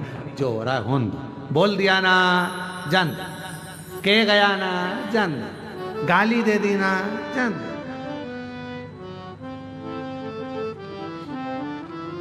एक पति पत्नी साइकिल से जा रहे थे और साइकिल में बैठकर जा रहे, और दोनों शंभू साइकिल से बैठकर जा रहे थे, और जाते जाते इतने में साइकिल एक गाड़ी वाले से भड़ी गई। पीछे से गाड़ी वाला आया, साइकिल को भड़क गया, और साइकिल पे बैठा था पति, चला रहा था, और पत्नी पीछे बैठी हुई थी साइकिल, और दोनों जनी जा रहे थे, और पीछे से गाड़ी वाला ठोक गया। दोनों गिर गए, दोनों गिर गए। अब पत्नी पति को देख रही, पति पत्नी को देख रहा।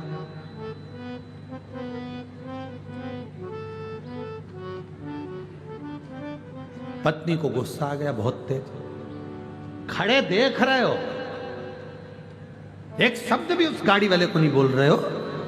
उसने अपने को गिरा दिया, ठोक दिया, कम से कम चिल्लाना तो चाहिए ना।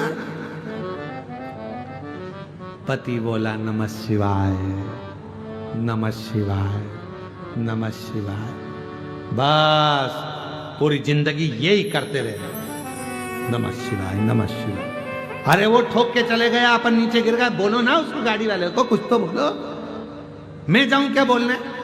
और पत्नी जूड़ा कस के, और जब भी माताएं लड़ती हैं आपस में तो जूड़ा जरूर कसती हैं, क्योंकि फुल एनर्जी इसी से मिलती है, फुल एनर्जी।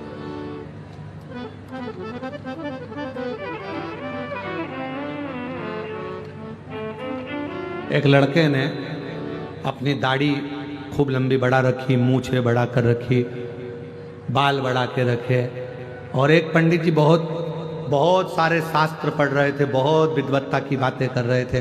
पंडित जी जब नीचे उतर गए तो लड़का गया, नया नवयुवक बच्चा था, पंडित जी के पास जाकर बोला, क्यों महाराज जी, एक बात बताओ, कि तुम में इतना ज्ञान कहाँ से आ जाता है जो तुम इतनी बड़ी बड़ी बातें कह देते हो। पंडित जी बोले देखो ये हमारी जो चोटी है ना, ये एंटीना है, ऊपर से सीधा आता है ज्ञान, हम मुख से बोल देते हैं। तो इतने में लड़का बोला तुमसे बड़े बाल तो मेरे हैं, तुमसे ज्यादा ज्ञान तो मेरे पास आना चाहिए।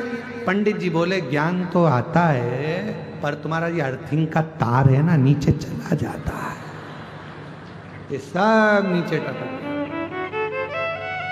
बचता ही नहीं। महाराज पत्नी बोली मैं उठूं, मैं जाऊं उससे लड़ने। पति बोला नमः शिवाय, ओम नमः शिवाय, तेरे हाथ जोड़ो, साइकिल पे बैठ जा, अपन दोनों चले घर। मैं बोले बगैर नहीं रहूंगी। पति बोला नमः शिवाय। क्यों झगड़ा करना बेमतलब का? नहीं ध्यान दिया होगा, ठुका गई साइकिल, काय का बोलना, ये अपने को ठोक के जा रहा है, इसका भी बाप संसार में जन्मा होगा, वो भी इसको ठोक जाएगा, क्यों चिंता करती है? उसके यहाँ देर है, अंधेर नहीं है। अपन बोलेंगे तो अपन ने जवाब दिया, अपने जवाब देने की जरूरत नहीं पड़े, जवाब महाकाल राजा दे, इंतजार कर, चल आगे चल। दोनों साइकिल से जा रहे तो गाड़ी वाला अपनी गाड़ी निकाल कर तेज भुड़ भुड़ भुड़ भुड़ भुड़ चला। अब ये दोनों धीरे धीरे, अब साइकिल तो साइकिल के लेवल से चलेगी, धीरे धीरे चल रहे थे। आगे जाके एक मोड़ आया, उत्ते गाड़ी छोड़ आया, और मोड़ जैसी आया, आने पे वो गाड़ी खाई में गिर गई। पड़ा हुआ था शरीर, हांपड़ी भर रहा था, कुछ भी नहीं बचा था। ये साइकिल से पहुंचे, भीड़ लगी हुई थी। क्या हुआ? कोई गाड़ी नीचे गिर गई है। जो देखा गाड़ी वही थी। पति ने पत्नी से कहा देख, तू जवाब देती तो उसको बुरा लगता, उसने जवाब दे दिया, पूरा हिसाब वो पूर्ण करता है, अपने को नहीं। अपने को जवाब दे, जवाब दे वो।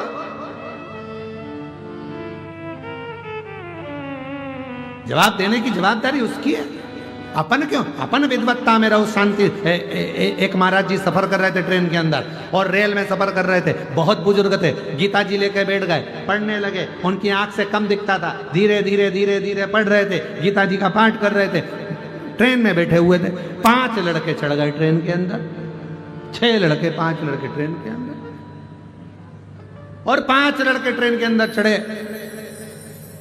उन्होंने देखा चेन लटक रही है, खींच दें। लड़कों ने आपस में बात करी। एक बोला नहीं रे, जुर्माना लग जाएगा, पुलिस वाले पकड़ के ले जाएंगे। उसने कहा उस पर लिखा है 500 रुपए का जुर्माना। एक काम करते हैं, सब पैसा इकट्ठा करो, एक बार चेन खींच के देखते हैं। सब ने 100 रुपए इकट्ठे करे, एक जनी की जेब में रख लिए और चेन खींची। इतने में दूसरा बोला भले चेन खींच दियो, अपना कोई पैसा नहीं लगेगा, एक काम करते हैं, चेन खींच दो, नाम बुढ़े का लगा देंगे। ये बाबा बैठा है ना, गीता जी पढ़ रहा है, इस बुढ़े का नाम लगाएंगे, चेन खींचो। जो चेन खींची, पुलिस वाले आ गए, टीसी आ गया। चेन किसने खींची? किसने खींची? लड़के बोले ये बुढ़े बाबा ने खींची। बाबा, इस बुढ़ापे में तुम्हें चेन खींचने की क्या जरूरत पड़ गई? क्यों चेन खींची? बाबा बोले भैया, इन लोगों ने मेरे 500 रुपए छुड़ा लिए। 500 रुपए? हाँ, तुम्हें मालूम है किसकी जेब में रखे? ये पीली शर्ट वाले की जेब में ऊपर रखे। पुलिस वालों ने कहा जरा निकालो, टीसी ने कहा निकालो, और उसकी जेब में से 500 100 के 5 नोट निकाले, बाबा जी की गीता जी पे धरे। बाबा आपके 500 रुपए, प्रणाम किया। पुलिस वालों ने जो डंडे कुदाए 5 में और ले गए भर के गाड़ी के अंदर। गाड़ी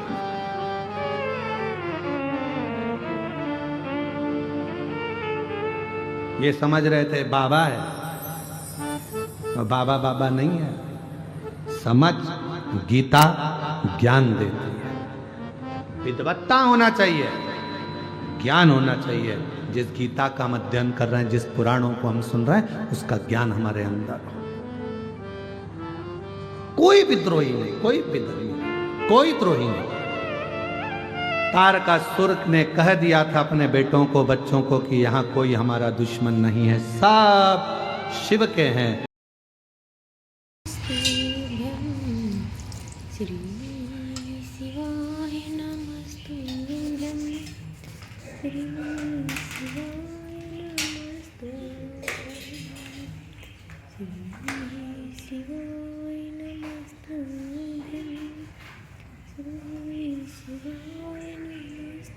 नमस्तुभ्यं श्री शिवाय नमस्तुभ्यं श्री शिवाय नमस्तुभ्यं श्री नमस्तुभ्यं श्री शिवाय नमस्तुभ्यं श्री शिवाय नमस्तुभ्यं श्री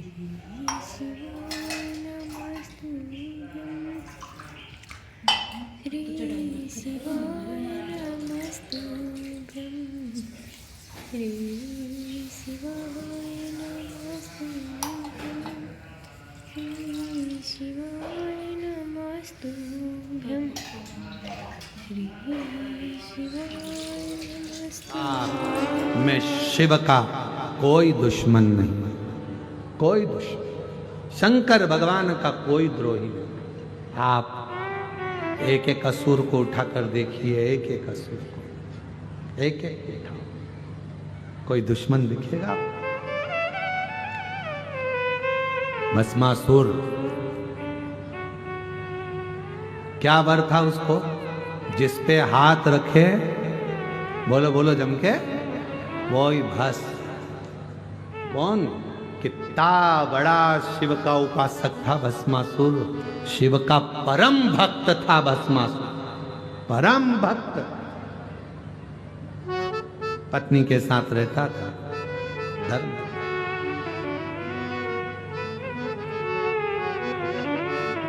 एक दिन धर्म पत्नी ने पति को देखा कि ये दिन रात शिव की आराधना में लगे रहते हैं, साधना में लगे रहते हैं, शिव की साधना। कहा पूरी सृष्टि पर मुझे राज्य करना है, पूरी सृष्टि। किससे वर मांगू?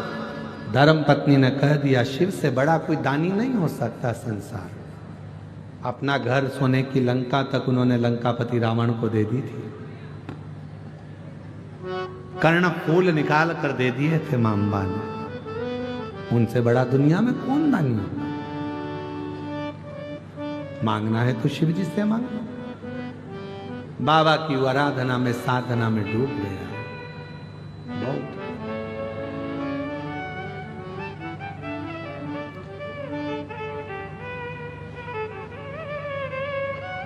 पत्नी ने देखा कि मेरा पति सेवा में लगा है, कोई सा एक नियम जिंदगी में धारण कर लूं जिससे शिव मेरे हो जाए। भस्मासुर ने नियम बनाया, रोज चिता भस्म लाता था, शिव जी को चढ़ाता था। चिता भस्म लाकर शंकर भगवान को चढ़ाता, शिव जी को रोज चढ़ाता, रोज चढ़ाता, रोज चढ़ाता, रोज चढ़ाता। एक बार भस्मासुर पूरी दुनिया में घूम आया अपने क्षेत्र में, पर कोई भस्म नहीं मिली, कोई मुर्दा ही नहीं मिला, मारा ही नहीं। अब भस्म कहां से लाए? चिता भस्म नहीं मिली, भोजन छोड़ दिया, दूसरा दिन हो गया, चिता भस्म नहीं मिली, शिव जी को कैसे चढ़ाए? आज भस्मासुर ने सोच लिया मेरे भोले बाबा को भस्म नहीं चढ़ रही है। पत्नी से कहा एक काम कर, लकड़ी जमाते हैं। लकड़ी जमाई, पति उस पर बैठ गया। धर्म पत्नी को आग दे दी, इसको जला देना, मैं जल जाऊंगा। भस्म शिव जी को चढ़ा देना, क्योंकि उनको भस्म चढ़ाए बिना काम नहीं चलेगा। भस्म चढ़ा। पत्नी ने कहा तुम क्यों जलते हो? मुझे जलाओ, मेरी भस्म शिव को चढ़ाओ। खुद की भस्म देने लगा, आग लगने ही वाली थी। शिव जी प्रसन्न। मांग, क्या चाहिए? बाबा बस एक इच्छा है, आप पर रोज भस्म चढ़ाऊं, प्रतिदिन। ठीक है, चढ़ाओ, पर बाबा दूसरे की कंपनी का माल कब तक लाऊंगा? आत्मनिर्भर भारत है, अपनी कंपनी खुद चलाऊंगा। रोज की भस्म मैं खुद तैयार करूं, मेरा प्रोडक्ट खुद बने और आप पर चढ़ाऊं, ऐसी कृपा करो। दूसरे की फैक्ट्री का माल नहीं लाऊंगा, आप मुझे ऐसा वर दे दो जिस पे हाथ रखूं वही भस्म हो जाए, अपनी खुद की कंपनी चालू हो जाए, भस्म तुम पे चढ़ जाए। खुद की कंपनी चालू करें, खुद का प्रोडक्ट, खुद की फैक्ट्री। वर दीजिए भोले बाबा, जिस पर हाथ रखूं वो भस्म, राख उठाऊंगा, रोज चढ़ाऊंगा। नहीं नहीं, भस्म रोज आएगी। शिव जी ने कहा ऐसा वर नहीं दे सकता, पर वो जिद पर अड़ गए। शिव जी ने कहा ठीक है, तथास्तु, जिस पे हाथ रखेगा वही भस्म। खुश हो गया, घर चले गया। पत्नी को बुला रहा था, इधर तो आओ, तुमने मुझे राह दिखाई, शिव जी मिल गए, वर मिल गया, आज सबसे पहले तुम्हारे गले लगना चाहता हूं। पत्नी को बीपी बढ़ गया, ये मुझे छुएगा, चल के भस्म हो जाऊंगा। पति पत्नी को इधर बुलाए, पत्नी उधर भागे। पत्नी ने मन में सोचा बड़ी आफत हो गई है, तो खुद की फैक्ट्री चालू करी, पर अपना माल अपने परिवार वालों को दिए जा रहा है, करा क्या जाए। पत्नी ने कहा देखो, मैं शिव जी के वचन पर विश्वास नहीं कर सकती, उनने तुम्हें वर दिया है पर बहुत छलियां हैं शिव, हो सकता है उनका वचन पूरा ना हो तो क्या करूं तू बता। तेरे कहने पे शिव मिले, तेरे कहने पे वचन मिला, तेरे कहने पे आशीर्वाद मिला, तू जैसा कहेगी। तो कहा एक काम करो, प्रैक्टिकल करना है तो शिव पर ही हाथ रख कर देखो। पति बोला कितनी समझदार है तू, बिल्कुल सही बोली है, अब भी जाता हूं। और जैसे ही पहुंचा,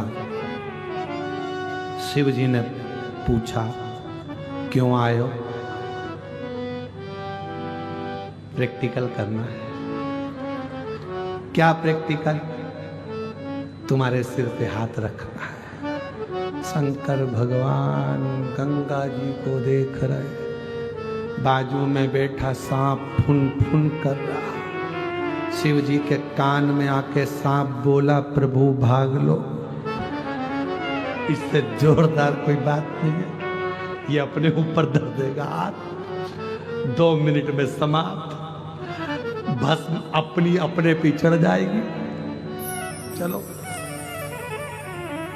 चलो, शिव जी भागे खूब जोर से।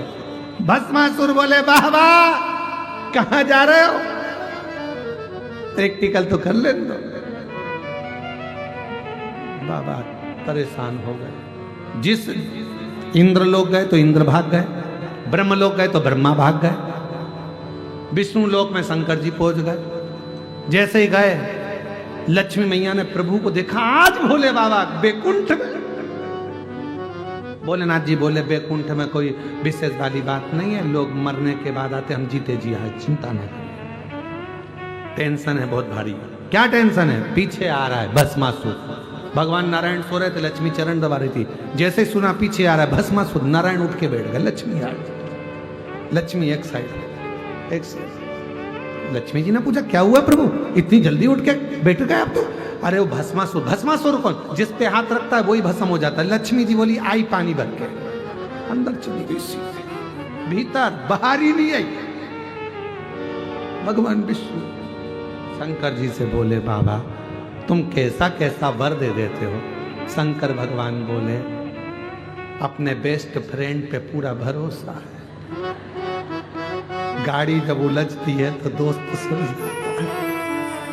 मेरी बारात में तू ही सबसे ज्यादा नाचा था, रिसेप्शन में भी भोजन तू नहीं करा था, अब इनको भी तू ही झेल।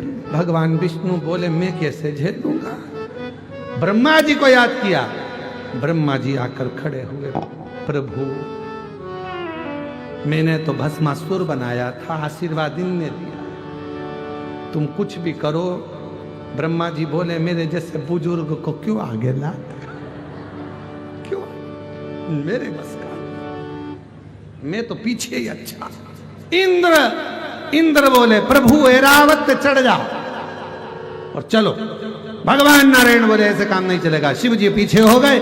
भगवान नारायण ने एक सुंदर स्त्री का रूप रख लिया। ऐसी सुंदर स्त्री, सिर पे पल्लू, नाक में नथनी, सिर पे बेंदा, कानों में झुमका, गले में माला, सुंदर पैजनिया, हाथ में कंगन, कमर में तगड़ी और सुंदर बाल को घुमाते घुमाते भगवान विष्णु पहुंच गए भस्मासुर के सामने।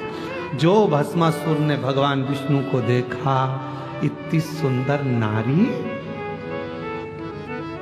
इतनी सुंदर, भगवान ने थोड़ा सा इशारा कर कर मुस्कुरा दिया। हंसे कि फंसे, भगवान मुस्कुराए। भस्मासुर मुस्कुराते ही भगवान को देखकर बोला क्या तुम मेरी अर्धांगिनी बनोगी। भगवान बोले जिसको घर छोड़ के आया है उसका क्या होगा, जिसने तुझे अक्ल दी तो कहे वो तो मेरी अर्धांगिनी है, बहुत ज्ञान देती है, उसी ने मुझे हाथ पर ये शिव जी से वर दिलवाया है।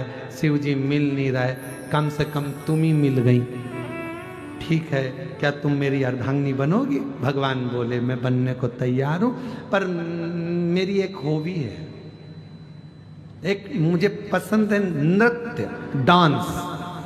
अगर तुम मेरे जैसा डांस कर लोगे, नाच लोगे, तो मैं तुम्हारे गले में माला पहना दूंगी।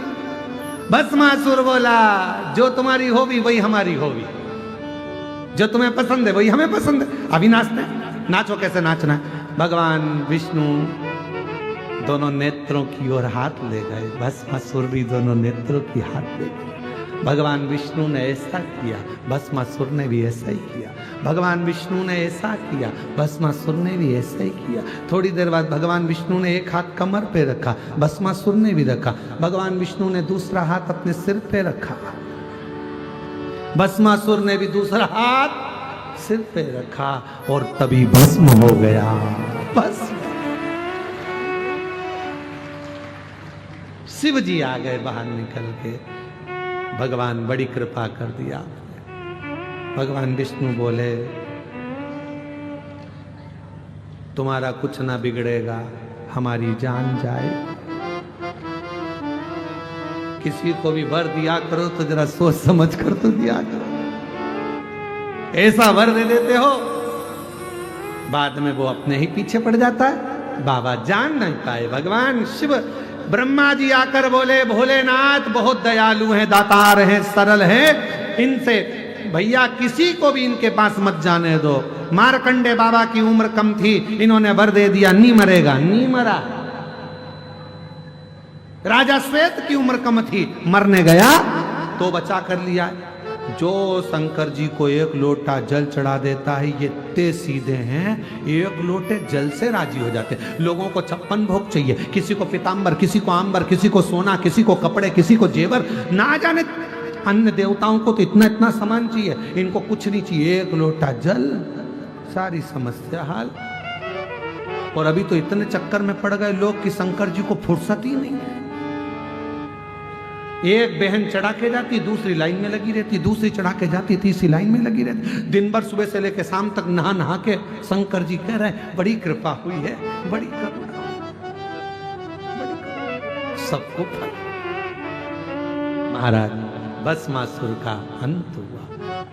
तारकासुर के 3 बेटों को भगवान शिव पशुपतिनाथ बनकर समाप्त कर दिए। आगे वर्णन आया है, 12 ज्योतिर्लिंग का स्मरण कराया है। महाराज सुंदर प्रसंग में प्रथम में चंद्रदेव को काया का रोग हुआ, उस काया के रोग से भगवान ने मुक्त करा। शिव सोमेश्वर नाथ, सोमनाथ बन गए। अगला वर्णन आया भगवान का श्री मल्लिकार्जुन कार्तिकेय बाबा रुष्ट होकर चले गए, भगवान ने उनको मनाया। श्री शैलम पर विराजमान हुए, मल्लिकार्जुन के रूप में विराजित हुए। अगला वर्णन आया है महाकाल। दूषण नाम के राक्षस का संहार करने के लिए कालाधिपति महाकाल बन गए। फिर वर्णन आया है ओमकारेश्वर। बिंद नामक पर्वत के तप से भगवान ओमकार बनकर प्रकट हुए। फिर वर्णन आया है केदारनाथ। नर नारायण के तप करने से भगवान केदारेश्वर प्रकट हुए। कुंभकर्ण का बेटा भीम जो भगवान के मंदिर तोड़ रहा था, शिवालय तोड़ रहा था, शिव जी ने उस भीम का संहार करा तो शिव जी का नाम भीमा शंकर हो गया। मनु शत्रुपा ने शिव की स्थापना कर गंगा के घाट पर आराधना करी तो भगवान विश्वनाथ हो गए। अगला वर्णन आया है गौतम बाबा पर गौ हत्या का दोष लगा। माहिल्या ने भगवान ब्रह्मा विष्णु महेश की आराधना करी है बाबा की, और बाबा सुंदर आनंद के साथ विराजमान हुए। त्रिवेणी के रूप में, त्र्यंबकेश्वर के रूप में विराजित हो। अगला वर्णन है वैद्यनाथ बाबा का। रावण भगवान शंकर का शिवलिंग लेकर जा रहा था, संध्या होने के कारण बस भूमि पर रखवाया। तब बेजू वाले ने जब जमीन पर रखा तो बाबा वैद्यनाथ के रूप में विराजित हो गए। अगला वर्णन है नागेश्वर बाबा का। दारुक नाम के राक्षस का संहार शिव जी ने करा, नागेश्वर के रूप में विराजमान हुए। फिर वर्णन है रामेश्वर बाबा का। लंका पर चढ़ाई करने के लिए राम जी चले। रावण को मारना सरल नहीं था क्योंकि शिव का भक्त था। शिव की आज्ञा ली तब लंका पर चढ़ाई करे और रावण का अंत कर राम जी महाराज रामेश्वर धाम की स्थापना कर। आगे वर्णन आया है कृष्णेश्वर का। सुधर्म नाम के ब्राह्मण की 2 धर्म पत्नियां थी, घूष्मा और सुदेहा। सुदेहा के यहां संतान नहीं थी, घूष्मा को औलाद हुई। पति ने कहा तेरे को तो और भी संतान हो जाएगी, इसको तो सुदेहा को दे दे। सुदेहा को दे दी। वो संतान सुदेहा ने पाल पोस कर बड़ा करा, विवाह हो गया, बहू आ गई। बहू को मालूम पड़ा कि मेरे असली सास घूष्मा है। सुदेहा को नहीं पूछती थी, क्रोध आ गया। सुदेहा ने अपने बेटे के टुकड़े कर दिए, कपड़े में बांधकर तालाब में फेंक दिए। घूष्मा शिव की आराधना करने वाली, शिव का शिवलिंग का निर्माण कर कर पार्थिव पूजन कर कर विसर्जन कर रही थी। मन में आया बहुत दिन से बेटे को नहीं देखा। याद करा, जैसे ही शिवलिंग का विसर्जन करा, मरा हुआ बेटा तैरते हुए वापस बाहर आ गया। शिव जी का नाम कृष्णेश्वर महादेव हो गया। 12 ज्योतिर्लिंग का सुंदर प्रसंग तुमरुका जी ने चंचुला देवी को श्रवण कराया। हे चंचुला, तुम्हारा पति प्रेत योनि से मुक्त हो रहा है। चंचुला का पति प्रेत योनि से मुक्त हुआ। सुंदर देव आभूषण वस्त्र धारण कर कर देव योनि को प्राप्त हुआ। चंचुला खंड सौभाग्यवती होकर शिव के धाम चली गई, पति के धाम चली। भगवान देवादिदेव महादेव से तुमरुका जी को देखा। शिव जी ने कहा, तुमरुका जी तुमने शिव महापुराण की कथा कही है, तुम्हारी दक्षिणा क्या दूं? तुमरुका जी कहते हैं, दक्षिणा में अगर देना चाहते हो तो ऐसा वर दे दीजिए, कलयुग में, कलिकाल में, जहां शिव महापुराण की कथा हो और जो भक्त शंकर की इस पवित्र कथा को श्रवण करे, भूमि पर बैठकर जब वो श्रवण करे, भूमि को नमन करे और भाव से जब शिव पुराण की कथा को सुने, उसके मन में जो कामना हो मेरे भोले बाबा उसकी वो कामना पूर्ण हो जाए, ऐसा वर दे दिया। शिव जी ने वर दिया। तुमरुका जी कलिकाल में, संसार में जो शिव महापुराण की कथा को प्रेम से, भाव से, हृदय से श्रवण करेगा, पूर्ण श्रद्धा और विश्वास के साथ सुनेगा, उसकी मनोकामना में शिव पूर्ण करूंगा, ये वर दे दिया। भगवान ने अपने मस्तक की बेलपत्र उठाकर शिवपोथी को समर्पित करी। बाबा देव अधिदेव महादेव का सुंदर आनंद हुआ। ये पवित्र कथा गिदम क्षेत्र में दंतेवाड़ा माँ दंतेश्वरी के आंगन में, माँ दंतेश्वरी की गोद में ही चल रही थी। पवित्र कथा जिसमें यहाँ के कलेक्टर महोदय, SP, SSP, IG, DIG, commissioner, यहाँ का वन विभाग, यहाँ का पीडब्ल्यूडी विभाग, यहाँ का विद्युत विभाग, यहाँ की नगर पालिका, यहाँ की विधानसभा, यहाँ का सांसद महोदय, सांसदीय क्षेत्र, यहाँ की पंचायत, यहाँ के सरपंच, यहाँ के अध्यक्ष, उपाध्यक्ष, सब साधुवाद के पात्र हैं। इस नक्सल क्षेत्र में, वन आदिवासियों के क्षेत्र में ये पहली कथा है जो दिव्यता और भव्यता के साथ यहाँ पूर्ण हो रही है, जिसमें पूरी पुलिस प्रशासन ने पूरी एसएफ ने पूरी एसएफ ने सब ने साथ देकर पूर्ण तरह से इस कथा को संभाला। चप्पे चप्पे में, जंगल जंगल में, पेड़ों के नीचे खड़े होकर, पर्वत में, झाड़ियों में, वन में पूरा प्रशासन लगा रहा। एक एक वन क्षेत्र में पूरा सैनिक तैनात रहा और चारों तरफ से इस कथा के पंडाल को घेर रखा। और 7 दिन तक पूरी रोडों पर चप्पे चप्पे में पूरी प्रशासन ने बहुत मुस्तैदी से इस कथा को संभाला। बहुत मुस्तैदी, बहुत कठिन थी इस स्थान पर कथा होना, पर छत्तीसगढ़ सरकार को, मैं माननीय मुख्यमंत्री जी श्री विष्णुदेव साय जी को बहुत बहुत बधाई देता हूँ।